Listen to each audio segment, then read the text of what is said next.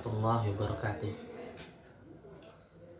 Innal hamdalillah nahmadu wa nasta'inu wa nastaghfiruh wa na'udzu billahi min syururi anfusina wa min sayyiati a'malina. May yahdihillahu fala mudilla lahu wa may yudlil fala hadiya lahu.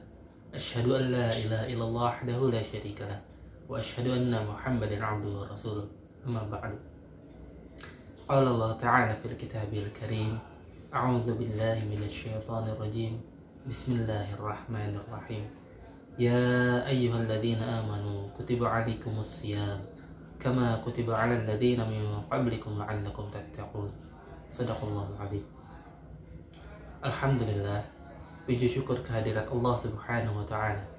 Kita masih bisa dipertemukan dengan bulan Ramadan di tahun ini. Dan alhamdulillah, kita juga masih diberikan kesempatan untuk menjalankan saum Ramadan hingga hari terakhir di bulan yang mulia ini. Salat teriring salam semoga selalu tercurahkan kepada Nabi Muhammad SAW, kepada keluarganya, sahabatnya, dan semoga kita tetap istiqomah untuk menjalankan sunnah-sunnahnya. Tema dari kultum hari ini adalah kembali fitri dengan kemenangan hakiki. Insya Allah esok hari kita akan dipertemukan dengan bulan Syawal. Kita dipertemukan dengan Idul Fitri. Lalu, apakah makna dari kata Idul Fitri? Kata Aid artinya adalah asal mula atau asal kebiasaan. Sedangkan kata fitri yaitu seakar dengan kata fitrah yang artinya sifat cenderung untuk mendekat kepada Allah atau dorongan kuat untuk menegakkan nilai agama. Maka muncullah keterangan di surah ke-30, yaitu surah Ar-Rum ayat ke-30. Fa'aqim wajhaka lid-dini hanifa fitratallahi allati fataran nasa 'alaiha. Yang artinya, maka hadapkan sepenuhnya dirimu pada ketentuan agamamu dengan cara yang benar. Itulah fitrah Allah yang telah tetapkan bagi seluruh manusia, yang dalam jiwanya ada kecenderungan untuk mendekat pada Allah Subhanahu wa taala. Jadi, jalan satu-satunya untuk menuju fitrah atau untuk mendekatkan diri pada Allah adalah dengan menunaikan ketentuan dari ad-din. Lalu, apa yang dimaksud dengan ad-din? Hal ini ditafsirkan pada surah Ali Imran ayat ke-19. Innad dina 'indallahil Islam. Artinya, sesungguhnya agama di sisi Allah adalah Islam.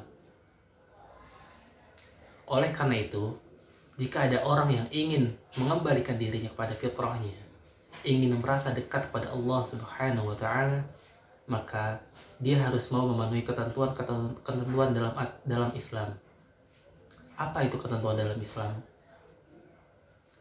Ditafsirkan dalam kitab hadis Al-Arba'in, hadis yang kedua, riwayat Umar bin Khattab radhiyallahu anhu. Ditanya Nabi Muhammad SAW oleh malaikat Jibril, "Ya Muhammad, akhrijni 'anil Islam."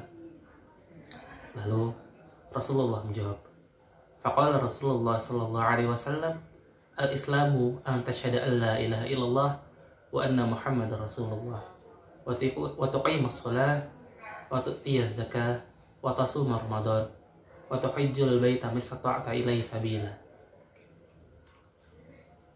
Islam adalah engkau bersaksi bahwa tidak ada Tuhan selain Allah dan Nabi Muhammad adalah utusan Allah.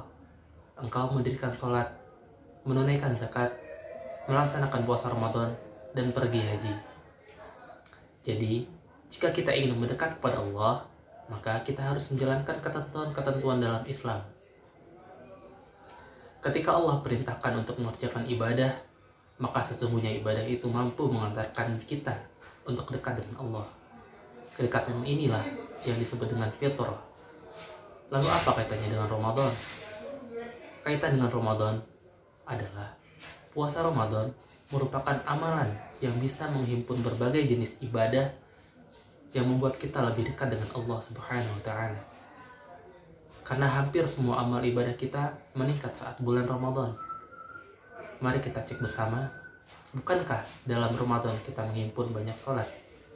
Jika di luar Ramadan belum tentu mengerjakan sholat sunnah, namun saat bulan Ramadan hampir semua jenis sholat kita laksanakan. Kita bisa mengalami peningkatan sholat yang kita kerjakan.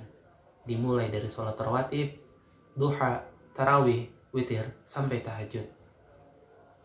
Di luar Ramadan, kita mungkin hanya membayar zakat. Tapi saat Ramadan, tidak hanya zakat yang kita keluarkan, namun kita juga mengejar infak dan sedekah. Bahkan saat umroh, sebelum ada pandemi COVID-19 ini, di bulan Ramadan, banyak sekali orang yang pergi ke Baitullah.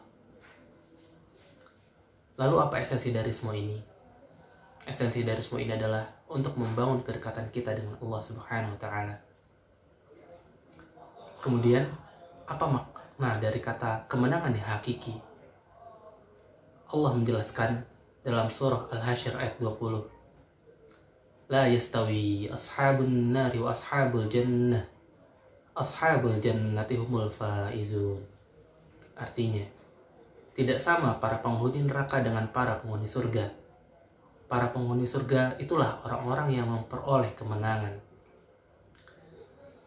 Maka arti dari kemenangan hakiki adalah memperoleh surganya Allah Subhanahu wa Ta'ala dan kekal di dalamnya. Lalu, siapa saja orang yang memperoleh kemenangan hakiki tersebut? Dijelaskan dalam surah An-Nur ayat ke-52, ciri dari orang yang memperoleh kemenangan. Wa may yuti'illaha wa rasulahu wa yakhshallaha wa yattaqihi fa ulaika humul faizun. Artinya, dan barang siapa yang taat kepada Allah dan taat pada Rasulnya, serta takut pada Allah dan bertakwa padanya, mereka itulah orang-orang yang mendapat kemenangan. Jadi, takwa merupakan salah satu ciri dari orang yang mendapatkan kemenangan. Lalu apa yang dimaksud dengan takwa dan apa esensinya? Para ulama menyimpulkan bahwa takwa adalah hubungan kita dengan Allah Subhanahu wa Ta'ala dalam wujud ibadah ritual. Dicontohkan pada surah Al-Baqarah ayat 2 dan ketiga. Dzalikal kitabu la raiba fihi hudal lil muttaqin. Yaitu kitab Al-Quran ini tidak ada keraguan padanya, penunjuk bagi mereka yang bertakwa. Dan dilanjutkan pada ayat ketiga, alladzina yu'minuna bil ghaibi wa yuqimunas shalah wa mimma razaqnahum yunfiqun.